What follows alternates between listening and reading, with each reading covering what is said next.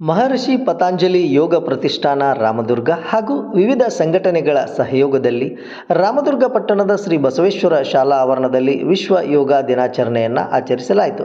ಈ ಕಾರ್ಯಕ್ರಮದ ಉದ್ಘಾಟಕರಾಗಿ ವಿರಕ್ತ ಮಠ ಟ್ರಸ್ಟ್ನ ಅಧ್ಯಕ್ಷರು ಶಾಸಕರ ಸಹೋದರರಾದ ಶ್ರೀ ಪ್ರದೀಪ್ ಪಟ್ಟಣ್, ಧನಲಕ್ಷ್ಮಿ ಸಕ್ಕರೆ ಕಾರ್ಖಾನೆ ಹಾಗೂ ಬಿಡಿಸಿಸಿ ಬ್ಯಾಂಕ್ನ ನಿರ್ದೇಶಕರಾದ ಮಲ್ಲಣ್ಣ ಯಾದವಾಡ್ ಉದ್ಘಾಟಕರಾಗಿ ಆಗಮಿಸಿದ್ದರು. ಮುಖ್ಯ ಅತಿಥಿಗಳಾಗಿ ನಿವೃತ್ತ ಅರಣ್ಯಾಧಿಕಾರಿ ಸಿ.ಬಿ. ಪಾಟೀಲ್, ಮಾಜಿ ಸೈನಿಕರ ಸಂಘದ ಅಧ್ಯಕ್ಷರಾದ ಶೇಷಪ್ಪ ಪೋತ್ರೆಡ್ಡಿ, ಹೆಸ್ಕಾಂನ ಕಾರ್ಯನಿರ್ವಾಹಕ ಅಭಿಯಂತರ ಆನಂದ್ ನಾಯಕ್, ಬ್ರಹ್ಮಕುಮಾರಿ ಆಶ್ರಮದ ಪೂಜ್ಯ ತಾಯಿ ಮಹಾದೇವಿ ಹಾಲ್ಬಾವಿ, ಗಣ್ಯ ವ್ಯಾಪಾರಸ್ಥರುಗಳಾದ ಚಂದ್ರು ಮಾಳದ್ಕರ್, ಪ್ರವೀಣ್ ಪತ್ತೇಪುರ್ ವೇದಿಕೆಯನ್ನು ಹಂಚಿಕೊಂಡಿದ್ದರು. ಮಹರ್ಷಿ ಪತಂಜಲಿ ಯೋಗ ಪ್ರತಿಷ್ಠಾನದ ಯೋಗ ಗುರುಗಳಾದ ಆರ್.ಎಸ್. ಕೋಟೂರು ಎಲ್ಲ ಅತಿಥಿಗಳಿಗೂ ಯೋಗ ಶಿಬಿರಾರ್ಥಿಗಳಿಗೂ ವಿವಿಧ ಆಸನಗಳನ್ನು ಹೇಳಿ ಯೋಗದ ತರಬೇತಿಯನ್ನು ನೀಡಿದರು. ಈ ಸಂದರ್ಭದಲ್ಲಿ ಮಹರ್ಷಿ ಪತಂಜಲಿ ಯೋಗ ಪ್ರತಿಷ್ಠಾನದ ಎಲ್ಲ ಪದಾಧಿಕಾರಿಗಳು, ಸದಸ್ಯರು, ಉದ್ಘಾಟಕರಿಗೆ, ಅತಿಥಿಗಳಿಗೆ ಸನ್ಮಾನಿಸಿ ಸತ್ಕರಿಸಿದರು. ಬಿಡಿಸಿಸಿ ಬ್ಯಾಂಕ್ ಹಾಗೂ ಧನಲಕ್ಷ್ಮಿ ಸಕ್ಕರೆ ಕಾರ್ಖಾನೆಯ ಅಧ್ಯಕ್ಷ ಮಲ್ಲಣ್ಣ ಯಾದವಾಡ್, ಯೋಗ ಗುರುಗಳಾದ ಆರ್.ಎಸ್. ಕೋಟೂರು ಯೋಗ ಪ್ರತಿಷ್ಠಾನದ ಪದಾಧಿಕಾರಿಗಳಿಗೆ ಸನ್ಮಾನಿಸಿ ಸತ್ಕರಿಸಿದರು. ವೇದಿಕೆಯ ಮೇಲಿದ್ದ ಗಣ್ಯರೆಲ್ಲ ಸಸಿಗಳನ್ನು ಹಂಚುವ ಮೂಲಕ ಪರಿಸರ ಜಾಗೃತಿಯನ್ನು ಮೂಡಿಸಿದರು. ಈ ಒಂದು ಭವ್ಯ ಕಾರ್ಯಕ್ರಮದಲ್ಲಿ ಮಹರ್ಷಿ ಪತಂಜಲಿ ಯೋಗ ಪ್ರತಿಷ್ಠಾನದ ಅಧ್ಯಕ್ಷರು, ಪದಾಧಿಕಾರಿಗಳು, ಸರ್ವ ಸದಸ್ಯರು, ಸ್ಥಳೀಯ ಸಾರ್ವಜನಿಕರು ಉಪಸ್ಥಿತರಿದ್ದರು. Bureau report, JBM news. ಯೋಗ ಶಿಬಿರದ 6 ಗಂಟೆಗೆ ಅಂತ ಹೇಳಿದ್ರು. ನಮಗೆ 6 ಗಂಟೆ ಹೇಳಿದ್ರು ಮೋಸ್ಟ್ಲಿ ಅವರೆಲ್ಲ ಎಲ್ಲ ಯೋಗ ಶಿಬಿರದವ್ರೆಲ್ಲ ಭಾಳ ಶಿಸ್ತಿರ್ತಾರೆ ಅನ್ಕೊಂತ ಹೇಳಿ ನಾನು 5:55ಕ್ಕೆ ಬಂದಿದ್ದೀನಿ. ಬಂದರೂ ಇನ್ನೂ ಯಾರೂ ಇರಲಿಲ್ಲ. ಅದಕ್ಕೆ ಈಗ ಈ ಸನ್ಮಾನನೂ ಅಷ್ಟೇ, ಸನ್ಮಾನ ಮಾಡೋಕ್ಕೆ ಈ ಯೋಗ ಮಾಡಕ್ಕಂತ ಹೇಳಿ ಬಂದಿರೋದ್ಮೇಲೆ ಈ ಸನ್ಮಾನನ ಸಾಮೂಹಿಕ ಮಾಡ್ರಿ ಅಂತ ಹೇಳಿದವರು ಒಬ್ಬೊಬ್ಬರಿಗೆ ಮಾಡ್ತಾ ಇವತ್ತಿಂದ ಒಂದು ದಿವಸದ್ದು ನೀವೆಲ್ಲ ಯೋಗ ಪಟ್ಟುಗಳಿಗೆ ಏನು ಮಾಡ್ತಾ ಇದ್ರಿಲ್ಲ ಅದರಲ್ಲೆಲ್ಲ ಏನೋ ಒಂದು ಸಣ್ಣ ಸಾಸಿವೆ ಕಾಳಷ್ಟು ಅಷ್ಟೇ ಆಗೈತಿ ಇವತ್ತು ಎಕ್ಸಸೈಸ್ ನಿಮಗೆ. ಅದಕ್ಕೆ ಅದನ್ನ ಸನ್ಮಾನ ಗಿನ್ಮಾನ ಎಲ್ಲ ಈಗ ಅದನ್ನ ಇಟ್ಕೊಳಕ್ ಬಿಡ್ರಿ. ಈ ಯೋಗ ಶಿಬಿರಕ್ಕೆ ಅಂತ ಹೇಳಿ ಬಂದಿರ್ತೀವಿ ನೀವೆಲ್ಲ, ಅದನ್ನ ನಮಗೂ ಒಂದ್ ಸ್ವಲ್ಪ ಎಲ್ಲ ಅದನ್ನ ನೋಡಿ ಒಂದ್ ಸ್ವಲ್ಪ ಮಾಡ್ಬೇಕನ್ನೋದಕ್ಕೆ ಅದು ವಯಸ್ಸು ಕಾರಣದಿಂದ ಒಂದ್ ಸ್ವಲ್ಪ ಹಿಂದುಳಿತೀವಿ ನಾವು. ನೀವು ಯುವಕರೆಲ್ಲ ಆರೋಗ್ಯದಿಂದ ಮತ್ತೆ ದುಶ್ಚಟಗಳು ಬಿಡ್ರಿ. ಬಿಟ್ಟು ನಿಮ್ಮ ತಂದೆ ತಾಯಿಗೆ, ಅಕ್ಕ ತಂಗಿಯರಿಗೆ, ನಿಮ್ಮ ಯೋಗ ಶಿಬಿರದ ಗುರುಗಳಿಗೆ ಎಲ್ಲ ಹೆಸರು ತಗೊಂಡ್ಬರ್ರಿ. ಹಾಗೂ ಚಲೋ ನಂಗೆ ಓದಿ ಒಳ್ಳೆ ಆಫೀಸರ್ಗಳಾಗ್ರಿ. ಮತ್ತೆ ನಮ್ಮ ರಾಮದುರ್ಗ ತಾಲೂಕಿಗೆ ನಿಮ್ಮ ಕೈಲಾದಷ್ಟು ಎಲ್ಲೇ ಇರ್ರಿ, ಎಷ್ಟೇ ಇದ್ರು ನಮ್ಮ ಮನೆ ಅಂತ ತಿಳ್ಕೊಂಡು ನೀವು ಎಲ್ಲೇ ಇದ್ರೂ ನಮ್ಮ ರಾಮದುರ್ಗ ತಾಲೂಕು ಅಭಿವೃದ್ಧಿ ಸಲುವಾಗಿ ನೀವೆಲ್ಲರೂ ಇಂಥ ಯೋಗ ಶಿಬಿರ ಮತ್ತು ಆಸ್ಪತ್ರೆ ಆಯಿತು ಮತ್ತು ಬೇರೆ ಇನ್ನೊಂದು ಯಾವುದಾದ್ರು ಇದರಲ್ಲಿ ಇರ್ತಾರೆ ಅವ್ರಿಗೆಲ್ಲ ಸಹಾಯ ಮಾಡಿರಿ. ನಿಮ್ಮ ಕೈಲಾದಷ್ಟು ಸಹಾಯ ಮಾಡಿರಿ. ಅಧಿಕಾರಿಗಳು ಆಗಿರ್ತೀರಿ, ನೀವು ದೊಡ್ಡ ದೊಡ್ಡ ಹುದ್ದೆಯಲ್ಲಿ ಇರ್ತೀರಿ, ನೀವು ರಾಮದುರ್ಗದ ಸೇವೆ ಮಾಡಿರಿ ಅಂತ ಹೇಳಿ ಕೇಳ್ಕೊಂಡು ನನಗಿಲ್ಲ ಅವಕಾಶ ಮಾಡಿಕೊಟ್ಟಂತ. ಹಾಗೂ ಈಗ ಅವರು ನಮ್ಮ ಸರ್ ಹೇಳಿದರು, ಒಂದು ಹಿಂದೆ ಒಬ್ಬರು ಕೇಳಿದ್ರು, ಇನ್ನೊಂದು ಸ್ವಲ್ಪ ಮೇಡಮ್ ನಮ್ಮ ಸ್ವಾಮಿಗಳು ಮೇಡಮ್ ಅವ್ರಿಗೆ ಎಷ್ಟು ಸರಿ ಹಾಕ್ತಿದ್ರು ಈ ಯೋಗ ಶಿಬಿರಕ್ಕೆ ಅವ್ರಿಗೆ ತೃಪ್ತಿ ಇಲ್ಲ ಅವ್ರಿಗೆ. ಅದಕ್ಕೆ ಅವ್ರು ಹೇಳ್ಯಾರ ಈಗ ಇನ್ನೊಂದು ಸ್ವಲ್ಪ ಹಾಕ್ರಿ ಅಂತ ಹೇಳಿ. ಅದು ಮುಗಿಯೋ ಮಟ್ಟ ನಮ್ಮ ಕೈಲಾದಷ್ಟು ನಮ್ಮ ದೇವ್ರ ಶಕ್ತಿ ಕೊಟ್ಟಷ್ಟು ನಾನು ಮಾಡ್ತಾನೆ ಇರ್ತೀನಿ. ನಮಗೆ ಯೋಗ ಮಾಡಕ್ ಆಗದೆ ಇದ್ರು ಮುಂದಿನ ಪೀಳಿಗೆಗಾರು ಮಾಡಕ್ಕೆ ಅನುಕೂಲ ಆಗಲಿ. ಅದು ಕೊಟ್ಟೂರು ಸರ್ ಅವ್ರದ್ದು ಒಂದು ಕೂಸು ಅದು ದೊಡ್ಡದಾಗಿ ಬೆಳೆದು ಹೆಮ್ಮರವಾಗಲಿ ಅಂತ ಹೇಳಿ ಕೇಳ್ಕೊಂಡು ನಿಮ್ಗೆಲ್ಲರಿಗೂ ಅವಕಾಶ ಇದು ಆ ಯೋಗ ಶಿಬಿರನ ಇದನ್ನ ಗುರುಗಳಾದ ಕೊಟ್ಟೂರು ಗುರುಗಳವ್ರಿಗೆ ನಾನು ಧನ್ಯವಾದ ಅರ್ಪಿಸ್ತೀನಿ. ಅವರು ಯಾವುದೋ ಆಸೆ ಇಲ್ಲದೆ ಅವರ ಇದಕ್ಕೆ ಅವ್ರೇನು ಕಾಣಿಕೆನೇ ನಾನು ಉದ್ಘಾಟಕ್ಕೆ ಬಂದಿದ್ದೆ ಭೂಮಿ ಪೂಜೆಗೆ. ಅವರು ಅದು ಏನೋ ಒಂದು ಅವ್ರು ಇಬ್ರು ಗಂಡ ಹೆಂಡತಿ ಸೇರಿ ಒಂದು ಕುಡುಕಿನಾಗೆ ರೊಕ್ಕ ಹಾಕ್ತಿದ್ರು. ಆ ರೊಕ್ಕ ಎಷ್ಟೈತಿ ಏನೈತಿ ಅವ್ರಿಗೂ ಗೊತ್ತಿಲ್ಲ. ಈ ಯೋಗ ಶಿಬಿರಕ್ಕೆ ಅಂತಾನೆ ಅಂತ ಹೇಳಿ ಇದು ಯೋಗ ಇದಕ್ಕೆ ಆಗಬೇಕು ಅಂತ ಹೇಳಿ ದೊಡ್ಡದೊಂದು ಬಿಂದಿಗೆನ ಇಟ್ಟಿದ್ರು ಅವರು. ಆ ಬಿಂದಿಗೆ ಅದು ಎಷ್ಟು ವಜೆ ಐತೋ ಅದು ಅದ್ರ 10 ಪಟ್ಟು 100 ಪಟ್ಟಾಗಿ 1000 ಪಟ್ಟಾಗಿ ಅದು ಬೆಳೀಲಿ ಅಂತ ಹೇಳಿ ಕೇಳ್ಕೊಂಡು ನಾನು 2 ಮಾತು ಮುಗಿಸ್ತೀನಿ. ಜೈ ಹಿಂದ್. ಮಾಡಿಕೊಂಡು ಸಂಸ್ಥೆಯ ಅಧ್ಯಕ್ಷರೇ, ಕ್ಷೇತ್ರದ ಶಾಸಕರು ಸಹೋದರಾಗಿರ್ತಕ್ಕಂಥ ಪ್ರದೀಪ್ ಪಟ್ಟಣ್ ಅವರೇ, ಸಿ.ಬಿ. ಪಾಟೀಲ್ ಅವರೇ, ಹಿರೇರೆಡ್ಡಿ ಅವರೇ, ಇಲ್ಲಿ ನೆರೆದಿರ್ತಕ್ಕಂಥ ಎಲ್ಲ ಆತ್ಮೀಯ ಸಹೋದರ ಸಹೋದರಿಯರೇ, ವೇದಿಕೆ ಮುಂದಿರ್ತಕ್ಕಂಥ ಎಲ್ಲ ಪೂಜನೀಯ ತಾಯಂದ್ರೆ, ಹಿರಿಯರೇ ಮತ್ತು ಇವತ್ತು ಗುಡ್ಡೂರು ಗುರುಜಿ ಹೇಳಿದಂಗ ದೊಡ್ಡ ದಿನ ಅನ್ನೋದಕ್ಕಿಂತನೂ ವಿಶ್ವ ಯೋಗ ದಿನಾಚರಣೆಯ ಪ್ರಯುಕ್ತವಾಗಿ ಯಾರು ಈ ದೇಶಕ್ಕೆ ಫ್ರೆಂಚರು, ಡಚ್ಚರು, ಪೋರ್ಚುಗೀಸರು, ಇಂಗ್ಲಿಷರು ಈ ದೇಶವನ್ನ ಸಂಪೂರ್ಣವಾಗಿ ಲೂಟಿ ಮಾಡಿದ್ರು ಸಹಿತ ನಮಗೆ ಯೋಗ ಅನ್ನೋದನ್ನ ಕಲಿಸಿಕೊಟ್ಟಿರ್ಲಿಲ್ಲ. ಕಲಿಸಿಕೊಳ್ಳಾದಂತ ಸಂದರ್ಭದಲ್ಲಿ ಅವಾಗಿನ ಹಿರಿಯರು ಪೂಜನೀಯ ಗುರೂಜಿ ಆಗಿರ್ತಕ್ಕಂಥ ಮಹರ್ಷಿ ಪತಂಜಲಿ ಮಹರ್ಷಿ ಗುರೂಜಿಯವರು ಯೋಗವನ್ನ ವಿಶ್ವಕ್ಕೆ ಕೊಟ್ಟ ನಂತರ ಇದು ವಿಶ್ವವಾಗಿ ಮಾರ್ಪಟ್ಟಿರ್ತಕ್ಕಂಥ ಸಂದರ್ಭದಲ್ಲಿ ಇದು 12ನೇ ವಿಶ್ವ ಯೋಗ ದಿನಾಚರಣೆ. ದೇಶದ ಹೆಮ್ಮೆಯ ಪ್ರಧಾನಮಂತ್ರಿ ನರೇಂದ್ರ ಮೋದಿ ಅವರು ಒಳಗೊಂಡು ರಾಜ್ಯದ ಮುಖ್ಯಮಂತ್ರಿ ಆಗಿರ್ಬೋದು, ಇಲ್ಲಿ ದೇಶದ ನಾನಾ ರಾಜ್ಯದಲ್ಲಿ, ನಾನಾ ಜಿಲ್ಲೆಯಲ್ಲಿ, ನಾನಾ ತಾಲೂಕಲ್ಲಿ ಇವತ್ತಿನ ಯೋಗ ದಿನವನ್ನ ಆಚರಣೆ ಮಾಡ್ತಿರ್ತಕ್ಕಂಥ ಇಲ್ಲಿ ಬಹಳ ಜನ ತಾಯಂದಿರು ಮತ್ತು ಹಿರಿಯರಲ್ಲಿ ಸೇರಿದೆ. ನಾನು ನಿಮ್ಮಲ್ಲಿ ವಿನಂತಿಯಿಂದ ಕೇಳ್ಕೊಳ್ಳೋದೇನಂದ್ರೆ, ಮೊದಲೊಂದು ಕಾಲದೊಳಗ ಆಕಳುಗಳಿದ್ವು, ಈಗೂ ಆಕಳುಗಳದಾವ. ಅವತ್ತ ಮೇವು ಆಕಳ ಮೇವು ತಿಂತಿದ್ದು, ಹೊಟ್ಟೆ ತಿಂತಿದ್ದು, ಕಣಕಿ ತಿಂತಿದ್ದು, ಹುಲ್ಲು ಮೇವನ್ನು ತಿಂತಿದ್ದು. ಅದರ ಆಹಾರ ಪದ್ಧತಿ ಬದಲಾವಣೆ ಆಗಿಲ್ಲ. ನಮ್ಮ ಮಾನವರಾಗಿರ್ತಕ್ಕಂಥ ನಾವು ಆಹಾರ ಪದಾರ್ಥನ ಬದಲಾವಣೆ ಮಾಡಬೇಕು. ಪಾನಿಪುರಿ, ಬೇಲ್ಪುರಿ, ಶಿವಪುರಿ, ಗೋಲ್ಗೊಪ್ಪ, ಆ ಗೊಪ್ಪ, ಈ ಗೊಪ್ಪ ತಿಂದು ಕಿಚಿನ ನಮ್ಮ ಶರೀರವನ್ನ ಸಂಪೂರ್ಣವಾಗಿ ನಾವು ಹಾಳು ಮಾಡ್ಕೊಡೋದು. ಅವತ್ತು ಆಕಳ ಬಿಳಿ ಹಾಲನ್ನು ಹಿಂಡ್ತಿತ್ತು, ಇವತ್ತು ಬಿಳಿ ಹಾಲನ್ನು ಹಿಂಡ್ತದ. ಅವತ್ತು ಆಕಳ ತಾಯಿ ಹಿಂಡ್ಕೊಂಡ ನಂತರ ಅದನ್ನ ಒಲಿ ಮೇಲೆ ಕಾಸಿ ಅದನ್ನು ಸ್ವಲ್ಪ ಆರಿಸಿ ಹೆಪ್ಪು ಹಾಕಿ ಅದನ್ನ ಮರುದಿವ್ಸ ಮುಂಜಾನೆ ಅದಕ್ಕೂ ಮ್ಯಾಗಿನ ಕೆನೆಯನ್ನು ತೆಗೆದು ಅದನ್ನ ಕಡದ ಬೆಣ್ಣೆ, ತುಪ್ಪ, ಮಜ್ಜಿಗೆ ಬೇರೆ ಬೇರೆ ರೂಪದೊಳಗೆ ಮಾಡ್ತಾರೆ. ಆ ಮಾಡಿದ ನಂತರ ಬಹಳ ಜನ ಮುದ್ದು ಮಕ್ಕಳಿಗೆ ಗೊತ್ತಿಲ್ಲ, ಇವತ್ತಿನ ದಿವಸ ತಾಯಂದಿರಿಗೆ ಗೊತ್ತು. ಆ ಬೆಣ್ಣೆಯನ್ನ ಒಲಿ ಮ್ಯಾಗಿಟ್ರ ಇಡೀ ಓಣಿಗೆ ವಾಸನೆ ಬರ್ತಿತ್ತು, ಇಡೀ ಓಣಿಗೆ ವಾಸನೆ ಬರ್ತಿತ್ತು. ಇವತ್ತು ಏನಾಗೈತೆ ಅಂತಂದ್ರ ಯಾವ ಕಾಸ್ತಿರ್ತಕ್ಕಂಥ ತಾಯಿ ಆಕೆಗೆ ವಾಸನೆ ಬರೋದಿಲ್ಲ. ಯಾಕೆ ಬರೋದಿಲ್ಲ ಅಂದ್ರೆ ವಿಶ್ವ ಪರ್ಯಟನೆ ಇರ್ತಕ್ಕಂಥ ನಾವು ಹೇಳ್ತೀವಿ ಅಂದ್ರೆ, ನಾವು ತೋಟದ ಮನಿ ಐತ್ರಿ, ನನ್ ಯಾರು ಇದ್ದಾರೆ, ನಾವು ಎಕ್ಸ್ಟೆನ್ಷನ್ ಮನಿ ಕಟ್ಕೊಂಡ್ರಿ, ನಾನು ಭಾಳ ಯಾವುದೂ ನಾನು ತೊಂದರೆ ಇಲ್ಲ ಅಂತ ನಾವೆಲ್ಲರೂ ಮಾತನಾಡ್ತೀವಿ.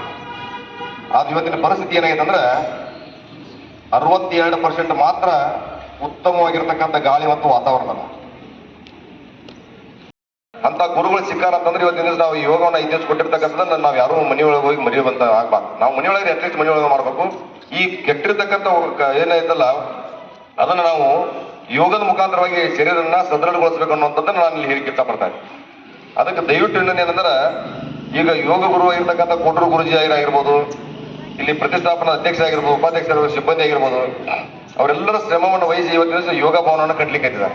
ಅದಕ್ಕೆ ಸಾಕಷ್ಟು ಸಹಾಯ ಸೌಲಭ್ಯವನ್ನ ಎಲ್ಲರೂ ರಾಜಕಾರಣಿಗಳಾಗಿರ್ಬೋದು ಬೇರೆ ಬೇರೆ ಮುಖಾಂತರವಾಗಿ ಕೊಟ್ಟಿರ್ತಕ್ಕಂಥ ನೋಡಿದಾಗ ನಾವೆಲ್ಲರೂ ಯೋಗದನ್ನ ಅದನ್ನ ಪ್ರತಿಪಾದನೆ ಮಾಡಬೇಕು, ನಾವೆಲ್ಲ ಅನುಕರಣೆ ಮಾಡ್ಬೇಕು. ಅದಕ್ಕೆ ದಯವಿಟ್ಟು ಎಲ್ಲರೂ ಇರ್ತಾರೆ. ಈಗ ಒಂದ್ ಏನ್ ಹೇಳ್ಬೇಕಂದ್ರೆ, ಕೋಟೂರು ಗುರುಜಿಗಳು 5 ದಿವಸ ಕೊಟ್ಟಿರ್ತಕ್ಕಂಥ ಸಂದರ್ಭದಲ್ಲಿ ಬಹಳ ಮುದ್ದು ಮಕ್ಕಳು ಬಂದು ಸಾಕಷ್ಟು ಜನ ಭಾಗವಹಿಸಿದ್ರು, ತಾಯಂದಿರು ಸಾಕಷ್ಟು ಜನ ಭಾಗವಹಿಸಿದ್ರು. ಸೀಮಿತವಾಗಿ ನಾಳೆ ಮುಂಜಾನೆ ಇಲ್ಲಿ ಕೋಟೂರು ಗುರುಜಿ ಕ್ಲಾಸ್ ಒಳಗ ಬರೀ 18ರಿಂದ 20-25 ಜನ ಇರ್ತೀನಿ, ಉಳ್ಕಾದ ಹೇಳುದಿಲ್ಲ. ಅದಕ್ಕೆ ಇವತ್ತಿನ 5 ದಿವಸ ನಿಮಗೆ ಕೊಟ್ಟಿರ್ತಕ್ಕಂಥ ಇದನ್ನ ನೀವು ಮನೆಯೊಳಗೆ ಮಾಡೋದ್ರ ಮುಖಾಂತರವಾಗಿ ಈ ಪ್ರಪಂಚದಲ್ಲಿ ಏನದಲ್ಲ 62% ನಾವು ಹೋಗ್ಲಾಡಿಸುವಂತ ಪರಿಸ್ಥಿತಿ ಇದಲ್ಲ. ಅದಕ್ಕೆ ಇನ್ನು ಮುಂದೆ ನೀವು ಇದನ್ನ ಮಾಡದೇ ಇದ್ರ ನಾಳೆ ಆಕ್ಸಿಜನ್ ಕಟ್ಕೊಂಡ ಬೀದಿ ಬೀದಿ ಅಡ್ಡಾಡೋ ಪರಿಸ್ಥಿತಿ ನಿರ್ಮಾಣ ಆಗ್ತದೆ. 2050 ಇಸ್ವಿಗೆ ಬೀದಿ ಬೀದಿ ಒಳಗೆ ನಾವು ಆಕ್ಸಿಜನ್ ಮಕ್ಕ ಕಟ್ಕೊಂಡು ಅಡ್ಡಾಡುವಂತ ಪರಿಸ್ಥಿತಿ ನಿರ್ಮಾಣ ಆಗ್ತದೆ. ಅದಕ್ಕೆ ಈಗ ಏನಾಗೈತೆ ಅಂದ್ರೆ ವಿಶ್ವ ಯೋಗ ದಿನಾಚರಣೆ ಅಂತ ತಿಳ್ಕೊಬಾರ್ದು. ಪ್ರತಿಯೊಂದು ರಂಗದಲ್ಲಿ ಸಹಿತ ನಾವು ಇವತ್ತು ಅನುಕರಣೆ ಮಾಡ್ಬೇಕು. ಅದಕ್ಕೆ ಒಂದು ಸಣ್ಣ ಕಥೆ ಹೇಳೋದ್ರ ಮುಖಾಂತರವಾಗಿ ಒಂದು ಊರೊಳಗ ಒಂದು ಜಾತ್ರೆ ನಡೆದ. ಆ ಜಾತ್ರೆ ಒಳಗ ಒಬ್ಬ ಬೀಸುಣಿಕೆ ಮಾರವ ಬಂದಾನ. ಬೀಸುಣಿಕೆ ಮಾರಕ್ ಬಂದಾನ. ಬೀಸುಣಿಕೆ ಮಾರವ ಅವ ಹೇಳ್ತಾನ ಏನಂತಂದ್ರ, ಒಂದು ಬೀಸುಣಿಕೆಗೆ 5 ರೂಪಾಯಿ, 3 ಬೀಸುಣಿಕೆ ತಗೊಂಡ್ 10 ರೂಪಾಯಿ ಅಂತ ಹೇಳ್ತಾನ. ಒಬ್ಬ ಯಜಮಾನ್ ಹೋಗ್ತಾನೆ, ಮನೆಯೊಳಗೆ ಒಂದು ಹೆಂಡತಿ, ಒಂದು ಗಂಡ, ಹೆಂಡತಿ, ಒಂದು ಮಗು ಇರ್ತಾರ. ಬೀಸುಣಿಕೆ ತಗೊಂಡ್ ಹೋಗ್ತಾನ ಮನೆಗೆ. ಅವ 5 ರೂಪಾಯಿಗೆ 1, 10 ರೂಪಾಯಿಗೆ 3 ಬೀಸುಣಿಕೆ ತಗೊಂಡ್ ಹೋಗ್ತಾನೆ. ಹೆಂಡತಿಗೆ ಹೇಳ್ತಾನ, ನಾನು ಇವತ್ತಿನ ದಿವಸ 3 ಬೀಸುಣಿಕೆ ತಂದನಿ, ಬ್ಯಾಸಿಗೆ ಹೆಂಗಾದ್ರು ಮಳೆ ಸರಿಯಾಗಿ ಆಗ್ತಾ ಇಲ್ಲ, 3 ಬೀಸುಣಿಕೆ ತಂದ್ರೆ ಹೆಂಡತಿ ಚಾ ಮಾಡಕ್ ಹೋಗ್ತಾಳ.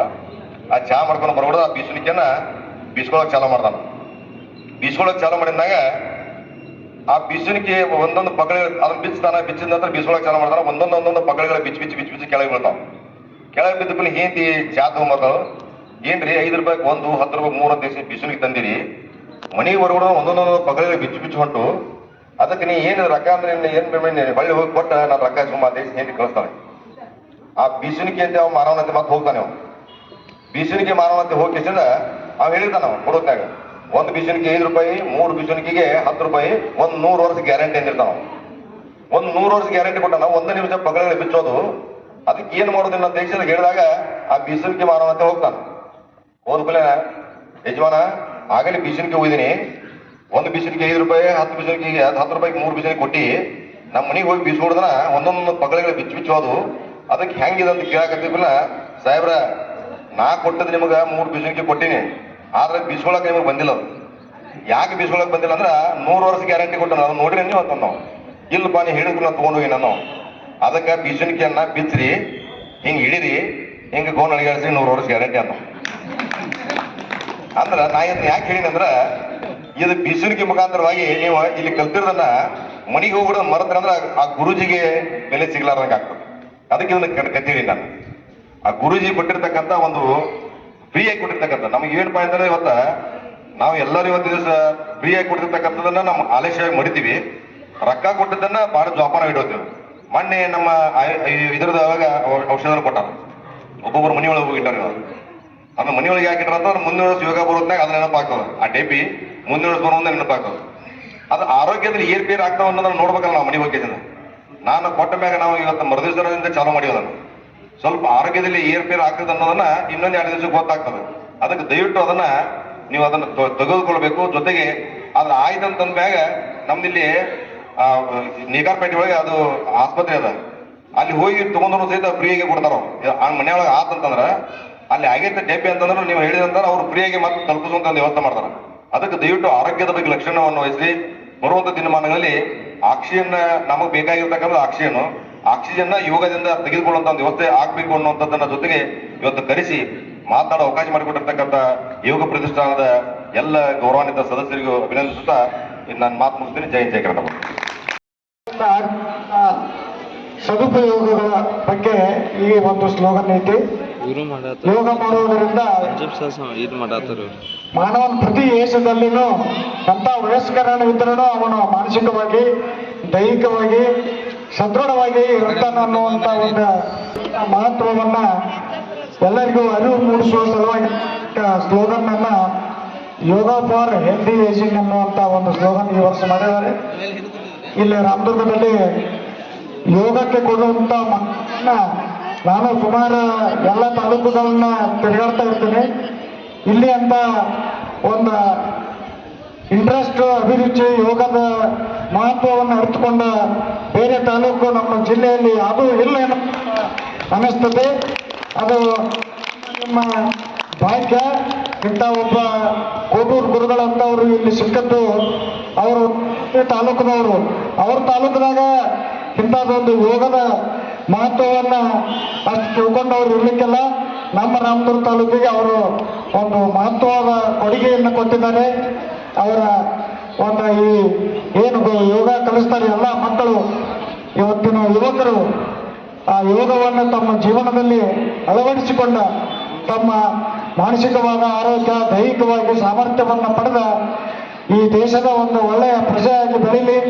ಮತ್ತು ಇವತ್ತಿನ ಕಾರ್ಯಕ್ರಮದಲ್ಲಿ ಉದ್ಘಾಟನೆ ಆಗಮಿಸಿದ ಪ್ರದೀಪಣ್ಣ ಪಟ್ಟಣ್ ಅವರು ಯೋಗ ಭವನಕ್ಕೆ ಸಾಕಷ್ಟು ಸಹಾಯ ಸಹಕಾರ ಕೊಟ್ಟಿದ್ದಾರೆ. ಇವತ್ತು ಧನಲಕ್ಷ್ಮಿ ಸಕ್ಕರೆ ಸಹಕಾರಿ ನಿರ್ದೇಶಕರು ಮಲ್ಲಣ್ಣ ಯಾದವ್ ಅವರು ಕೂಡ ಸಾಕಷ್ಟು ಸಹಾಯ ಹಸ್ತವನ್ನು ಮಾಡಿದ್ದಾರೆ.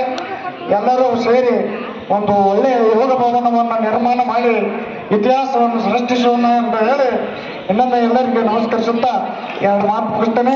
ಮತ್ತೊಮ್ಮೆ ಇನ್ನೊಂದು ವಿಷಯ ವಿನಂತಿ ಏನಂದ್ರೆ, ವರ್ಷದಲ್ಲಿ ನೀವು ದಿನಾಲೂ ಈ ಮೈದಾನದಲ್ಲೇ ಯೋಗ ಮಾಡ್ತೀರಿ. ಒಂದು 4 ರಿಂದ 5 ದಿವಸ ನಮ್ಮ ಅರಣ್ಯದಾಗ ಬಂದ ಯೋಗ ಮಾಡಿದ್ರೆ ಇನ್ನೂ ಹೆಚ್ಚಿನ ಮಹತ್ವ ಸಿಗ್ತದೆ. ಅಲ್ಲಿ ಏನು ಬೇಕಾ ವ್ಯವಸ್ಥೆಯನ್ನ ನಾನು ನಿಮಗೆಲ್ಲ ಹೋಗಿ ಬರೋ ಗಾಡಿ ಕೈ ಹಿಡ್ಕೊಂಡು ಮಾಡ್ತೇನೆ ಅನ್ನುವಂಥ ಮಾತನ್ನ ಹೇಳ್ತೀನಿ. ಅದೊಂದು ವರ್ಷದಲ್ಲಿ ಒಂದು 4-5 ದಿನ ನಿಮಗೂ ಚೇಂಜ್ ಅನಿಸ್ತೈತಿ ಅನ್ನುವಂಥ ಭಾವನೆಯನ್ನು ವ್ಯಕ್ತಪಡಿಸುತ್ತಾ ನಾನು 2 ಮಾತು ಮುಗಿಸ್ತೇನೆ. ಜೈ ಹಿಂದ್. ಅಧ್ಯಕ್ಷತೆ ವಹಿಸಿರುವ ಈ ಟ್ರಸ್ಟ್ ಅಧ್ಯಕ್ಷರಾದ ಸಂಕನಗೌಡ್ರೆ ಹಾಗೂ ವೇದಿಕೆ ಮೇಲೆ ಆಸೀನರಾದ ಎಲ್ಲ ಗಣ್ಯಮಾನ್ಯರೇ ಹಾಗೂ ಈ ಕಾರ್ಯಕ್ರಮದಲ್ಲಿ ಭಾಗವಹಿಸಿರುವ ಶಿಬಿರಾರ್ಥಿಗಳೇ ಹಾಗೂ ಎಲ್ಲ ನಾಗರಿಕರಿಗೆ ನನ್ನ ಮೊದಲ ನಮಸ್ಕಾರಗಳು. ಇವತ್ತು ಈ ಒಂದು ಕಾರ್ಯಕ್ರಮ ಅದ್ಭುತ ಕಾರ್ಯಕ್ರಮ. ಸರ್ಕಾರ ಇಂಥ ಕಾರ್ಯಕ್ರಮಗಳಿಗೆ ಬೆಂಬಲ ಕೊಡಬೇಕು, ಇಂಥ ಯೋಗ ಭವನವನ್ನು ಕಟ್ಸೋಕೆ ಸರ್ಕಾರದ ನೆರವು ಕೊಡಬೇಕು. ಇವತ್ತು ಸರ್ಕಾರಗಳು ದುಡ್ಡು ಗಳಿಸ್ಬೇಕಂತ ಬಾರ್ ತೆಗದ್ನಿ ಸೇರೆ ಅಂಗಡಿ ತೆಗದ್ ಇಂಥವ್ ಮಾಡಾಕತ್ತಾರ. ಅದ್ರ ಬದಲು ಯೋಗ ಭವನಗಳ ಮಾಡೋ ಅವಶ್ಯಕತೆ ಐತಿ.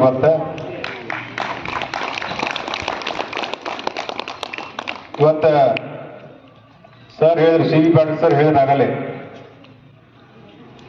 ಯೋಗ ಫಾರ್ ಹೆಲ್ದಿ ಏಜಿಂಗ್ ಅಂತೇಳಿ. ಅದ್ರ ಅರ್ಥ ಏನಪ್ಪಾ ಅಂದ್ರೆ ನಾವು ವಯಸ್ಸು ಆಗ್ತಾ ರೋಗಗಳನ್ನು ತಗೊಂಡು ಹೋಗ್ಬಾರ್ದು. ನಾವು ಆರೋಗ್ಯಯುತವಾಗಿ ವಯಸ್ಸಾಗಬೇಕು ನಮಗೆ.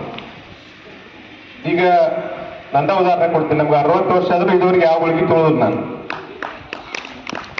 ಯಾಕಪ್ಪ ಅಂದ್ರೆ ನಾವು ಯೋಗ ಮಾಡ್ತೀವಿ, ವಾಕಿಂಗ್ ಮಾಡ್ತೀವಿ, ಇವೆಲ್ಲ ಮಾಡೋದ್ರಿಂದ ನಮಗೆ ಇದುವರೆಗೆ ಯಾವ ಜಡ್ಡು ಬಂದಿಲ್ಲ, ಯಾವುದೋ ಒಂದು ಟ್ಯಾಬ್ಲೆಟ್ ತೊಗೊಳೋದು ನಾವು. ಅದಕ್ಕೆ ನಾವು ಈಗ ನಾವು ಹೇಳುದಪ್ಪ ಅಂದ್ರೆ ಎಲ್ಲರೂ ಯೋಗ ಮಾಡ್ರಿ. ನಿಮ್ಮ ವಯಸ್ಸಾದ್ಮ್ಯಾಗೂ ನಿಮ್ಗೆ ಯಾವ ಗುಳಿಗೆ ತೊಗೊಳ್ಳೋ ಅವಶ್ಯಕತೆ ಬರೋದಿಲ್ಲ. ಸತ್ರೂ ಒಮ್ಮೆ ಹಾರ್ಟ್ ಅಟ್ಯಾಕ್ ಆಗಿ ಸಾಯ್ತೀರಿ. ಅಂದ್ರೆ ಅಷ್ಟು ಹೆಲ್ದಿ ಇದ್ರೆ ಮನುಷ್ಯ ಯಾರಿಗೂ ತೊಂದರೆ ಆಗೋದಿಲ್ಲ. ನಾವು ಅದಕ್ಕೆ ಆರೋಗ್ಯವಂತರಾಗಿ ನಾವು ಇರೋಣ. ಮತ್ತೆ ಈ ಒಂದು ಏನು ಯೋಗ ಭವನವನ್ನ ಏನು ಕೋಟ್ರಸರು ಮತ್ತು ಸಂತನಗೌಡರಾಗಲಿ ಅವರ ಸಮಿತಿಯವರಾಗಲಿ ಬಹಳ ಕಷ್ಟಪಟ್ಟ ಒಂದು ಯೋಗ ಭವನವನ್ನ ಮಾಡಿದ್ದಾರೆ. ಆ ಯೋಗ ಭವನಕ್ಕೂ ಆಗಲಿ ಮಲ್ಲಾನ ಯಾದವ್ ಅವರು ಹೇಳಿದ್ರು, ಹಾಗೂ ಪ್ರದೀಪಣ್ಣ ಅವರು ಹೇಳಿದ್ರು ಸರ್ಕಾರದಿಂದ ಸಹಾಯ ಕೊಡಿಸಿದ್ದೀವಿ, ಇನ್ನೂ ಕೊಡಿಸ್ತೀವಿ ಅಂತ ಹೇಳಿದ್ರು. ಅವ್ರಿಗೆ ನಾವು ಎಲ್ಲರೂ ಈ ಸಂದರ್ಭದಲ್ಲಿ ಧನ್ಯವಾದ ಹೇಳಬೇಕು. ಅದೇ ರೀತಿ ನಾವು ಎಲ್ಲರೂ ಸೇರಿ ಮುಂದಿನ ದಿನಗಳಲ್ಲಿ ಯೋಗ ಒಂದು ಭವನವನ್ನು ದೊಡ್ಡ ಪ್ರಮಾಣದಲ್ಲಿ ಎಲ್ಲರೂ ಸೇರಿ ಬೆಳೆಸೋಣ. ಇನ್ನು ಹೆಚ್ಚಿನ ಜನ ಯೋಗ ಕಾರ್ಯಕ್ರಮಕ್ಕೆ ಸೇರೋಣ ಅಂತ ಹೇಳ್ತೀನಿ. ಯೋಗ ಇವತ್ತು ನಾನು ಮೊದಲೇ ಅಟೆಂಡ್ ಆಗ್ತಿದ್ದೆ, ಈಗ ಅಟೆಂಡ್ ಆಗೋಲ್ಲ. ಅದನ್ನ ಮನೆಯಲ್ಲಿ ಮಾಡ್ತೀನಿ. ನಾನು ಯೋಗ ಕೊಟ್ಟರು ಸರ್ ಕಲಿಸಿದ್ದನ್ನ ಯೋಗಗಳನ್ನು ಮನೆಯಲ್ಲಿ ಮಾಡ್ತೀನಿ. ಬರೋದಿಲ್ಲ ಅಂದ್ರೆ ಅರ್ಥ ನಾವು ಬರೀ ಹೇಳಕ್ಕಷ್ಟ ನಾವು ಯೋಗಕ್ಕೆ ಬರ್ರಿ ಅಂತ ಹೇಳ್ತಾರಪ್ಪ ಅನ್ನೋ ತಿಳ್ಕೊಳಕ್ ಹೋಗ್ಬೇಡ್ರಿ. ನಾವು ಮನ್ಯಾಗ ಮಾಡ್ತೀವಿ, ಯೋಗ ಮಾಡ್ತೀವಿ, ಅದು ಇದಕ್ಕಷ್ಟ ಅಟೆಂಡ್ ಆಗೋಲ್ಲ. ಆದ್ರಿಂದ ದಯಮಾಡಿ ಎಲ್ಲರೂ ಯೋಗ ಮಾಡ್ರಿ.